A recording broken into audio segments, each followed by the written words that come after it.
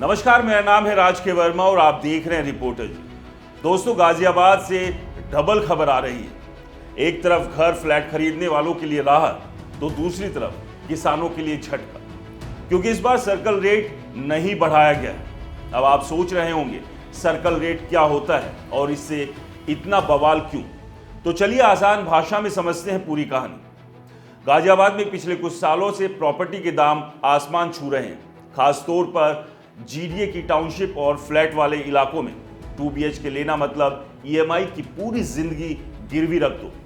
ऐसे में जिला प्रशासन ने फैसला किया है कि इस साल सर्कल रेट नहीं बढ़ेगा। मतलब साफ, घर या प्लॉट खरीदना अब पहले जितना महंगा नहीं होगा। जो लोग सोच रहे थे कि इस साल जमीन के दाम फिर ऊपर जाएंगे, उनके लिए एक बड़ी राहत की खबर है। अब कहानी का दूसरा पहलू सुनिए। किसान इससे नाराज है और वजह है मुआवजा।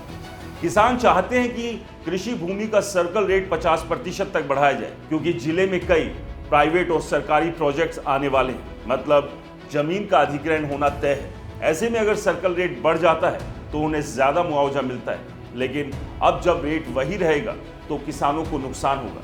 खासतौर पर जीडीए की हरनंदीपुरम योजना से जुड़े किसानों को सर्कल रेट बढ़ाने की मांग को लेकर कलेक्ट्रेट पर प्रदर्शन भी कर चुके हैं।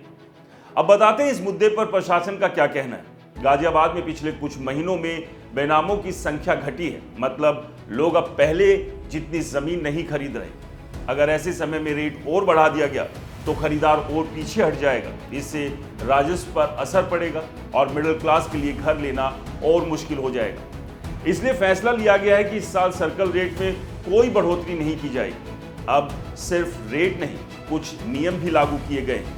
पहला, एजुकेशनल इंस्टीट्यूट्स के प्लॉट की कीमत बेनामों के वक्त रेजिडेंशियल दर से तय की जाएगी। दूसरा, कमर्शियल प्लॉट में जितने हिस्से पर निर्माण नहीं हुआ है उसे भी कमर्शियल ही माना जाएगा। तीसरा और सबसे अहम, कमर्शियल कंस्ट्रक्शन की दर अब 16,000 से बढ़ाकर 20,000 रुपये प्रति स्क्वायर मीटर कर दी गई है। मतलब स्कूल, कॉलेज या शॉपिंग कॉम्प्लेक्स वाले लोगों के लिए थोड़ी जेब ढीली करनी पड़ेगी।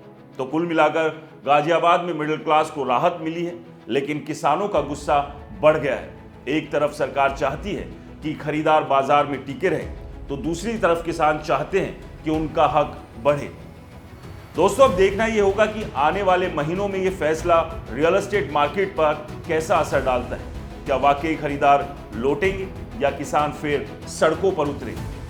दोस्तों, अगर आप गाजियाबाद में प्रॉपर्टी खरीदने की सोच रहे हैं तो ये आपके लिए गोल्डन टाइम हो सकता है, लेकिन किसान भाई, उनके लिए साल थोड़ा कड़वा साबित हो सकता है। दोस्तों, इस मुद्दे पर आपकी क्या राय है, हमें कमेंट्स कर जरूर बताएं। और हाँ, ये वीडियो अगर आपको पसंद आया हो तो इसे ज़्यादा से ज़्यादा लाइक करें, शेयर करें और हमारे चैनल को सब्सक्राइब और फॉलो करना ना भूलें। नमस्कार।